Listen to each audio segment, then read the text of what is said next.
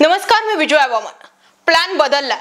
आता एका लोकसभा मतदारसंघात 1000 नाही तर एकच मराठा उमेदवार हा जो आहे तो रिंगणात असणार आहे आणि तोच निवडून आणायचं हे सुद्धा ठरलंय। जरांगे टाकू पाहताय तोडावू शक्य आहे का? कारण सर्वात जास्त मराठा आमदार आणि आजपर्यंतचा इतिहास हेच सांगतो की मराठा समाजाचा राजकारणावरती नेहमीच वर चष्मा राहिला। मग पवार असो की देशमुख, चव्हाण असो की मग आता शिंदे, मराठा समाज हा निर्णायक ठरतो। सहकारी साखर कारखाने, शाळा, संस्था, राजकारणामध्ये मराठा समाज हा पहिल्या पायरीवर आहे। म्हणूनच मराठा समाजाचं वोटिंग या लोकसभेसाठी महत्त्वाचं असणार आहे। आज आपण पाहूयात की जरांगे कुठे कुठे उमेदवार देऊ शकतात आणि कुठला उमेदवार ते पाडू सुद्धा शकतात। जास्तीत जास्त आणि कमीत कमी उमेदवार कुठे आहेत? जास्त सातारा आणि सर्वात कमी नंदुरबार लोकसभा मतदारसंघात मराठा समाजाचा प्रभाव आहे। सगळे 48 लोकसभा मतदारसंघ आपण पाहणार आहोत आणि त्या ठिकाणी कुठे मराठा समाजाची मतं निर्णायक ठरतील आणि कुठे उमेदवार पडू शकतात, उमेदवार पाडण्याची क्षमता ठेवली जाते, त्यावरती सुद्धा आपण नजर टाकणार आहोत। आता मराठा आंदोलनापासून मनोज जरांगे पाटील यांचं नेतृत्व निर्माण झाल्यानं ओबीसी विरुद्ध मराठा असा संघर्ष टोकाला गेला। मनोज जरांगे पाटील यांचं प्रभाव क्षेत्र असलेल्या मराठवाड्यात लोकसभेच्या किती जागांवरती जरांगे यांचा आंदोलनाचा परिणाम जो आहे तो होऊ शकतो आणि संपूर्ण महाराष्ट्रात एकंदरीत काय चित्र असणार आहे याची सगळी माहिती आज आपण पाहणार आहोत। विनंती एवढीच आहे की हा व्हिडिओ शेवटपर्यंत पहा, बरीचशी इंटरेस्टिंग माहिती समोर येणार आहे। सुरुवात करूया नंदुरबार पासून। नंदुरबार लोकसभा मतदारसंघ सर्वात कमी म्हणजे 6.74% मराठा समाज नंदुरबार लोकसभा मतदारसंघात आहे। सर्वात कमी म्हणजे 6.74% मराठा समाज आहे। त्यामुळे या मतदारसंघात मराठा आरक्षणाच्या मुद्द्यावरून काही फरक पडेल असं तरी वाटत नाहीये। मनोज जरांगे पाटील यांचा प्रभाव देखील इकडे फार काहीसा नाहीये। आता पुढे जाऊयात गडचिरोलीकडे। गडचिरोलीमध्ये अंदाजे 7.39% मराठा समाज आहे आणि आदिवासी भाग किंवा विकासापासून दूर राहिलेल्या जिल्ह्यांपैकी गडचिरोली हा एक जिल्हा आहे। मराठा समाज फारसा या लोकसभा मतदारसंघांमध्ये सक्रिय नव्हता। मनोज जरांगे पाटलांची कुठलीही सभा सुद्धा या ठिकाणी झाली नव्हती, त्यामुळे या जिल्ह्यात सुद्धा जरांगे फॅक्टर काम करणार नाही असं चित्र आहे। आता येऊयात चंद्रपूरकडे। अंदाजे 9.39% मराठा समाज चंद्रपूरमध्ये। या ठिकाणी भाजपनं सुधीर मुनगंटीवार यांना लोकसभेचं तिकीट दिलंय। त्यांच्या इच्छेविरोधात अंदाजे 9% मराठा समाज आहे आणि जरांगेंचा प्रभाव विदर्भामध्ये नाहीये, त्यामुळे भाजपला या जागेवरती मराठा मतदारांकडून एकंदरीत काहीही धोका वाटत नाहीये। आता येऊयात भंडाऱ्याकडे। भंडाऱ्यामध्ये 17.71% आणि गोंदियामध्ये 53.57% अशी अंदाजे टक्केवारी आहे। या जिल्ह्यामध्ये मराठा समाजाची ही टक्केवारी निर्णायक ठरू शकते। जसं मी आधीच सांगितलंय, जरांगेंचा प्रभाव हा विदर्भात फारसा नाहीये, परंतु या ठिकाणी मराठा समाज जास्त आहे, त्यामुळे थोडाफार फरक पडू शकतो आणि या पलीकडे जास्त काही मराठा समाजाचा प्रभाव या लोकसभेच्या जागांवर पडेल असं दिसून येत नाहीये आणि त्यामुळे कोणत्याच पक्षाला डोकेदुखी या ठिकाणी तरी नाहीये। नागपूरमध्ये अंदाजे 15.2% मराठा समाज आहे। सर्वसमावेशक असा गडकरींचा हा बालेकिल्ला दलित, मुस्लिम, माळी, मराठा, बौद्ध, वंजारी आणि इतरही जातींनी भरलेला हा लोकसभा मतदारसंघ आहे। गडकरींना हरवणं या लोकसभा मतदारसंघामध्ये अशक्य आहे। विकास पुरुष म्हणून उदयास आलेले गडकरी यांना सर्व समाजाचा पाठिंबा आहे। एवढंच काय तर नागपूरची निवडणूकच बिनविरोध होऊ शकते असं सुद्धा चित्र जे आहे ते स्पष्ट झालंय। त्यामुळे ते आता गडकरी पंतप्रधान होण्याची शक्यता ठेवतात, परंतु भाजपातील अंतर्गत राजकारणामुळे त्यांची अडचण झाली आहे। जरांगे फॅक्टर इथे काहीही इम्पॅक्ट पाडू शकत नाही असं चित्र आहे। आता येऊया धुळ्याकडे। धुळ्यामध्ये 17.19% अंदाजा मराठा समाजाची जी आहे ती लोकसंख्या आहे। भारतीय जनता पार्टीचं वर्चस्व या मतदारसंघावर राहिले। अंदाजे 17% मराठा समाज आहे। फार नाही पण थोडीफार डोकेदुखी भाजपची जरांगे इकडे वाढवू शकतात आणि जी थोडेफार वाढवणारे नेते आहेत ते जर भाजपाने फोडले तर इथेही फारसा फरक पडत नाही। वर्धा 18.5% अंदाजे मराठा समाजाची लोकसंख्या या ठिकाणी आहे। अमरावती 19.2% अंदाजे मराठा समाजाची लोकसंख्या आहे। विदर्भातील या दोन्ही लोकसभा मतदारसंघात जरांगेंची फारशी ताकद नाहीये। मराठा समाज लोकसंख्येच्या टक्केवारीने सुद्धा सर्वसाधारण आहे आणि त्यातील मतदार संख्या जर एकंदरीत बघितली तर या जिल्ह्यामध्ये सुद्धा जरांगे फॅक्टर चालणार नाही किंवा जरांगेंनी एखादा उमेदवार त्या ठिकाणी उभा केला तरी सुद्धा तो काही मते विभागेल किंवा जिंकून येईल याची कुठलीही सुताराम सुद्धा शक्यता नाहीये। आता येऊयात जालन्याकडे। आता मराठवाडा म्हणजे या ठिकाणी जरांगेंचाच बोलबाला असू शकतो। जालना लोकसभा मतदारसंघात अंदाजे 20.18% मराठा समाज आहे। मराठवाड्यातील महत्त्वाचा असलेला जालना लोकसभा मतदारसंघ भाजपचा हा गड आहे। पर्यानं रावसाहेब दानवे यांचा बालेकिल्ला मानला जातो। 1999 पासून या मतदारसंघावर दानवे यांनी निर्विवाद वर्चस्व गाजवलंय। 2009चा अपवाद वगळता दानवेंचं मतदारसंघावरती निर्विवाद वर्चस्व राहिलेलं आहे। भाजपच्या अनुभवी आणि 35 वर्ष राजकारणात सक्रिय असलेल्या दानवेंच्या या गडामध्ये प्रतिस्पर्धी उमेदवार अजूनही निश्चित झालेला नाही।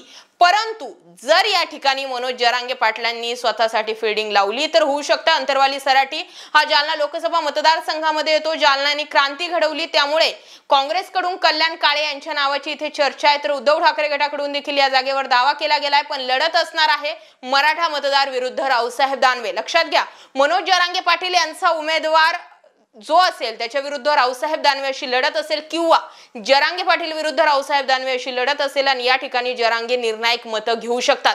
कारण जालना जिल्ह्यामध्ये मनोज जरांगे पाटील यांच्या लोकसभेच्या निवडणुकीवर प्रभाव असल्यानं मतदारसंघात यावेळी निवडणुकींची झुंजार खेळी होऊ शकते।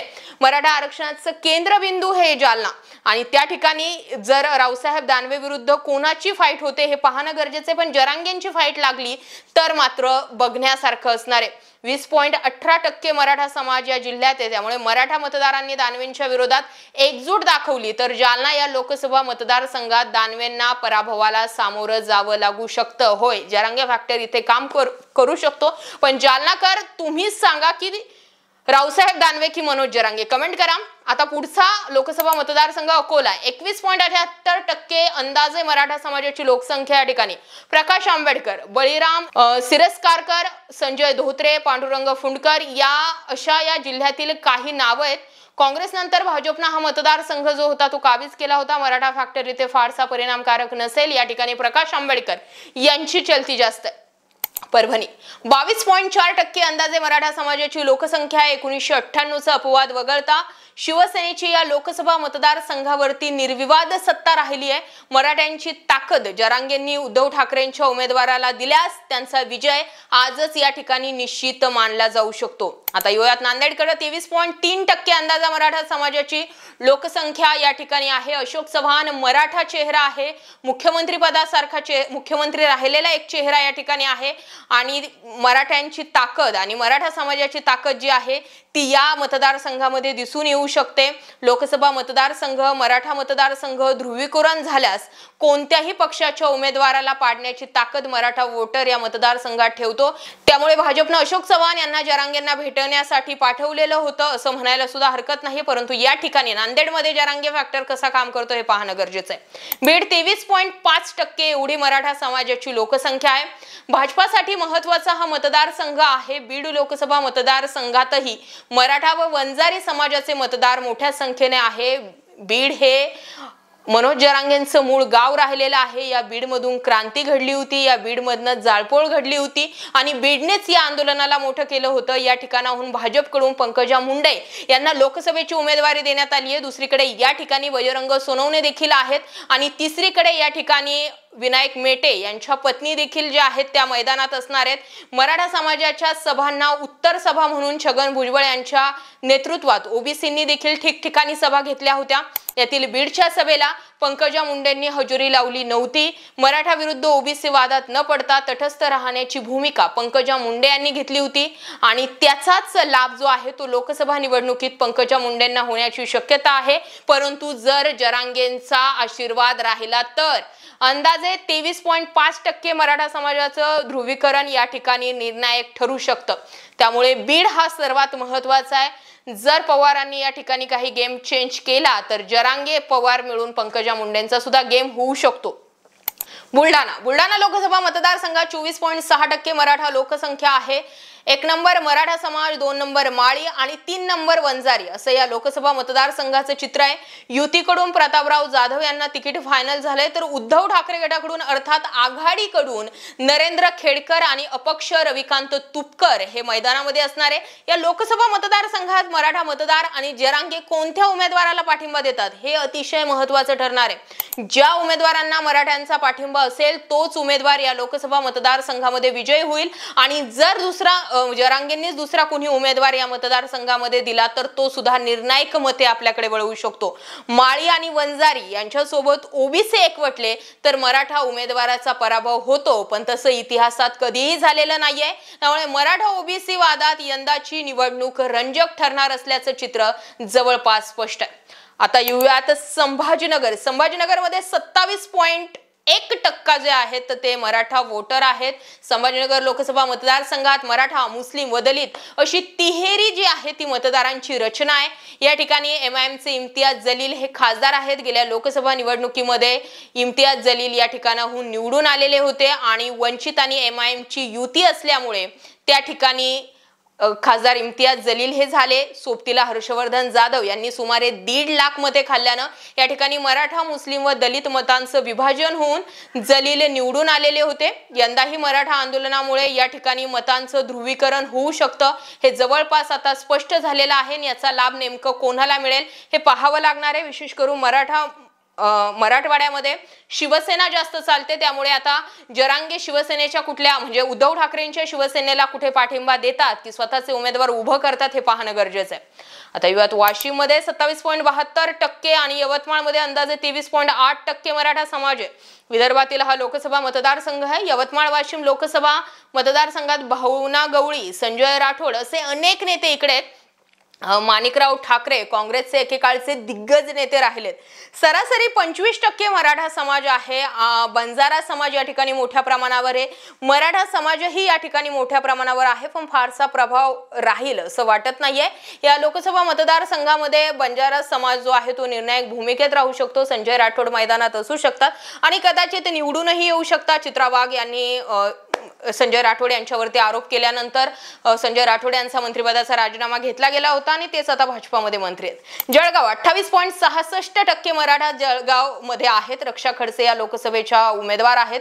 मनोज जरांगे यांनी जळगाव मध्ये आरक्षणासाठी या जिल्ह्यामध्ये एक सभा घेतली होती आणि मोठ्या प्रमाणावरती या ठिकाणी मराठा समाज उभा होता, परंतु जास्त प्रमाणावरती ओबीसी समाज सुद्धा यामुळे इथे आहे। त्यामुळे जरांगे फॅक्टर चालणार नाही किंवा जर उमेदवार तोडीस तोड दिला तर काहीसा करिश्मा दिसू शकतो। नाशिकमध्ये 32.15% मराठा।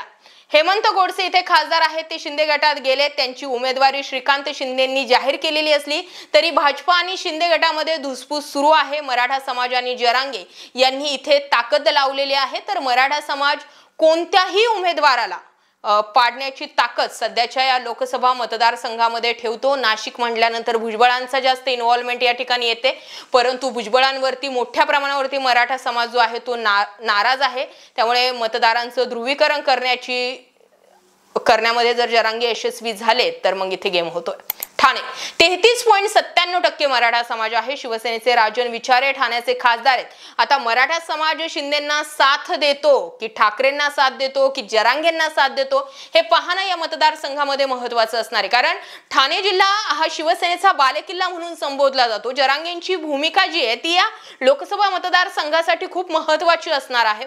आमच्या सोबत युती फडणवीसांनी म्हणजे शिंदे फडणवीसांनी आमच्या सोबत विश्वासघात केलेला आहे असं जे आहे ते जरांगेंनी म्हटलेलं आहे आणि त्यामुळे शिंदेंच्या उमेदवाराच्या विरोधात जरांगे या ठिकाणी सभा लावू शकतात आणि जर त्यांनी सभा लावले तर अर्थातच शिंदेंना अडचण होऊ शकते। पालघर 35.46%, लातूर 36.2%, हिंगोली 37.1%, रत्नागिरी 38.9% या ठिकाणी मराठा समाज आहे। त्यामुळे या ठिकाणी सुद्धा मराठा समाज आणि जरांगे फॅक्टर महत्त्वाचा ठरू शकतो। एकंदरीत जर आपण सोलापूरचा विचार केला तर सोलापूर जिल्ह्यामध्ये सुद्धा अंदाजे 39.97% मराठा समाज आहे। कालच प्रणिती शिंदे यांच्या गाडीवरती हल्ला झाला, त्यामुळे मराठा समाज या लोकसभा मतदारसंघामध्ये मोठ्या प्रमाणावरती आक्रमक आहे। शिंदे हे सुद्धा मराठा आहेत, ते भाजपचे लोक होते असं प्रणिती शिंदेंनी सांगितलं असलं तरी प्रणिती शिंदे मराठा आरक्षणाच्या बाजूने फारशा बोललेल्या नाहीत आणि त्याचा फटका प्रणिती शिंदेंना सोलापुरामधनं बसू शकतो। याच ठिकाणी तिकीट देताना भाजपानं विद्यमान खासदारांचं जय सिद्धेश्वर स्वामी यांचं तिकीट कापलेलं आहे। त्या ठिकाणी राम सातपुते यांना भाजपानं उमेदवारी दिलेली आहे। उमेदवार या ठिकाणी बदलला गेलेला असला तरी सुद्धा 39.97% या ठिकाणी मराठा समाजाची टक्केवारी, त्यामुळे इथे गेम चेंज होऊ शकतो। धाराशिव 40.9% लोक या ठिकाणी मराठा वोटर आहेत। लोकसंख्येच्या तुलनेत अंदाजे 40% असलेला मराठा समाज या लोकसभा मतदारसंघात किंगमेकर आहे। धाराशिव लोकसभा मतदारसंघात विद्यमान खासदार ओमराजे निंबाळकर यांना ठाकरे गटाकडून पुन्हा उमेदवारी देण्यात आलेली आहे। या ठिकाणी मराठा समाजाचे मोठं प्राबल्य आहे, परंतु ओमराजे निंबाळकर यांचा फॅन क्लब तगडा आहे, त्यांना मानणारा वर्ग मोठा आहे, ते ठाकरेंसोबतच राहिलेले आहेत। एकनिष्ठेचे उदाहरण म्हणून निंबाळकर यांच्याकडे पाहिलं जातं, त्यामुळे निंबाळकरांवर मनोज जरांगेंचा इम्पॅक्ट चालेल असं वाटत नाही। मनोज जरांगे आपला एक अपक्ष उमेदवार या ठिकाणी देणार आहेत, त्यामुळे मराठा समाज जरांगेंच्या उमेदवाराला पसंती देतो की ओमराजेंच्या पाठीशी उभा राहतो हे पाहण्यासारखं असणार आहे। आणि संपूर्ण राज्याचं लक्ष सुद्धा याच धाराशिवच्या निवडणुकीवर लागलेलं आहे। आता येऊया सिंधुदुर्गकडे। सिंधुदुर्ग लोकसभा मतदारसंघात अंदाजे 42.6% मराठा समाज आहे। नारायण राणेंची ताकद या ठिकाणी आहे। मराठा समाजाची आणि जरांगे विरुद्ध राणे असा मध्यंतरी झालेला शाब्दिक वाद असं या लोकसभेचं चित्र राहिलेलं आहे। जरांगेंनी युतीच्या उमेदवाराच्या विरोधात सभा घेतल्यास भाजपला हा विजय सोपा नसणार आहे। नारायण राणे यांनी म्हटलं होतं, आम्ही कोकणकर आहोत, आम्ही अस्सल मराठी आहोत, आम्हाला कुणबी होणं पसंत नाही आणि जे ओरिजिनल मराठी आहेत त्यांना कधीही असं आरक्षण नको असं म्हटले होते आणि त्यामुळे राणे जरांगे खूप पेटलं होतं। आता युवात पुण्याकडे। पुण्यात अंदाजे 46.39% मराठा समाज या लोकसभा मतदारसंघातून भाजपकडून मुरलीधर मोहोळ मैदानात आहेत। पुण्यात तसा मराठा समाजाचं प्राबल्य आहे, पण भाजपाची ताकद सुद्धा या लोकसभेत चांगली आहे। जरांगेंनी आपला उमेदवार दिला आणि सभा घेतल्या तर मराठा समाजाचा या ठिकाणी कितपत मतपरिवर्तन होतं हे पाहणं गरजेचं आहे। आणि काँग्रेसकडून सुद्धा रवींद्र धंगेकर यांना उमेदवारी फायनल झालेली आहे। धंगेकर हे पोटनिवडणुकीमध्ये सुद्धा निवडून आले होते। रवींद्र धंगेकर यांचा फॅन क्लब तगडा आहे आणि त्यामुळेच या ठिकाणी सुद्धा जरांगे फॅक्टर चालणार नाही। या ठिकाणी एकंदरीत जर बघितलं तर रवींद्र धंगेकर हेच चालू शकतात। जरांगेंनी अपक्ष उमेदवार देऊ किंवा जो उमेदवार मराठा आरक्षणाला पाठिंबा देईल त्यांच्याकडून बॉन्ड लिहून घेऊ, या उमेदवाराला सहकार्य करा, असे 2 पर्याय जे आहेत ते दिलेले आहेत। त्यामुळे काही ठिकाणी जरांगे आघाडीच्या उमेदवाराला देखील पाठिंबा देऊ शकतात असं देखील बऱ्याचशा घडामोडींमधनं दिसून येते। आता सगळ्यात महत्त्वाचा मतदारसंघ आहे तो म्हणजे अहमदनगर। अहमदनगर लोकसभा मतदारसंघामध्ये अंदाजे 39.62% मराठा समाज आहे। अहमदनगरचा विचार केला तर या ठिकाणी भाजपचे सुजय विखे पाटील विरुद्ध शरद पवार गटाचे निलेश लंके अशी लढत आहे। दोघेही उमेदवार मराठा आहेत, परंतु फरक इतकाच आहे की निलेश लंके हे ज्यावेळी जरांगे अहमदनगरमध्ये आले होते त्यावेळी त्यांच्या सत्काराला पोहोचले होते आणि विखेंनी मात्र मराठा आरक्षणाला विरोध केलेला होता आणि त्याचमुळे ही गोष्ट जी आहे ती विखेंच्या पथ्यावरती पडू शकते। विखे हे मराठा राहिलेत, लंके हे सुद्धा मराठाच आहेत आणि तरी सुद्धा मराठा समाजाच्या बाजूने उभे न राहिल्यामुळे याचा फटका जो आहे तो सुजय विखे पाटील यांना मोठ्या प्रमाणावरती बसू शकतो। आता येऊया सांगलीकडे। सांगलीत अंदाजे 52.34% मराठा समाज आहे। सांगली लोकसभेला मागील 2 टर्ममध्ये संजय पाटील हे खासदार असले तरी यावेळी त्यांच्या उमेदवारीवरून संभ्रम जो आहे तो निर्माण झालेला आहे। महाविकास आघाडीकडून अजून विशाल पाटील यांच्या नावावरती शिक्कामोर्तब होत आहे की नुकतेच ज्या चंद्रहार पाटील यांनी ठाकरे गटामध्ये प्रवेश केलेला आहे त्यांच्या उमेदवारीवरती शिक्कामोर्तब होत आहे, पाहण्यासारखं असणार आहे। परंतु या ठिकाणी चंद्रहार पाटील असो किंवा विशाल पाटील असो दोन्हीही मराठा आहेत आणि त्यामुळे या ठिकाणी जरांगे काहीसं मोठ्या प्रमाणावरती मत विभाजित करू शकतात असं तरी चित्र जे आहे ते दिसून येत नाही। आता येऊयात रायगडकडे। रायगड लोकसभेमध्ये अंदाजे 55.17% मराठा समाज आहे। रायगडमधून राष्ट्रवादी अजित पवार गटाचे सुनील तटकरे हे मैदानात असतील। मराठा समाजाची ताकद जी आहे ती या ठिकाणी मोठी असली तरी सुद्धा जरांगेंचा जो प्रभाव आहे तो या ठिकाणी फारसा पाहायला मिळत नाही। मात्र जरांगे कोणता उमेदवार देतात आणि मराठा समाज नेमकं काय निर्णय घेतो यावरूनच या लोकसभा मतदारसंघाचा जो आहे तो खासदार ठरवला जाऊ शकतो आणि त्यामुळेच निर्णायक भूमिकेमध्ये जो आहे तो सध्या मराठा समाज आलेला आहे। आता पुढचा मतदारसंघ पाहूयात तो म्हणजे कोल्हापूर। कोल्हापूर लोकसभा मतदारसंघामध्ये अंदाजे 59.86% मराठा समाज आहे। मराठा समाजाचं प्राबल्य असलेला हा एक महत्त्वाचा मतदारसंघ आहे। शाहू महाराजांना आघाडीकडून मैदानामध्ये आता उतरवलं जाणार आहे आणि त्यामुळे कोल्हापूरमध्ये जरांगे फॅक्टर कुठल्याही प्रकारचं काम करणार नाही हे दिसून येतंय। शाहू महाराज हेच त्या ठिकाणून निवडून येऊ शकतात। अगोदरच या ठिकाणी काँग्रेस विरुद्ध भाजप अशी जी आहे ती तगडी फाईट जी आहे ती या ठिकाणी पाहायला मिळते। तर आपण बऱ्याचशा मतदारसंघांचा कामांचा जो आहे तो आढावा घेतलेला आहे। लोकसभेच्या रिंगणामध्ये नेमकं कोण टिकू शकतं, जरांगेंचा किती इम्पॅक्ट चालू शकतो आणि ही जागा कोण लढवणार, अशा बऱ्याचशा मुद्दे जे आहेत ते आपण बघून घेतलेले आहेत। आता याबाबत तुमचं काय मत आहे? कोणत्या मतदारसंघामध्ये सगळ्यात जास्त जरांगे फॅक्टर चालू शकतो आणि कोणत्या मतदारसंघामध्ये जरी जरांगे फॅक्टर चालला नाही तरी मराठा मतांमुळे पुढचा उमेदवार पडू शकतो? कमेंट करायला विसरू नका। अशाच माहितीपूर्ण व्हिडिओसाठी आपल्या चॅनलला आवर्जून सबस्क्राइब करत चला। बाकी जय महाराष्ट्र पब्लिक।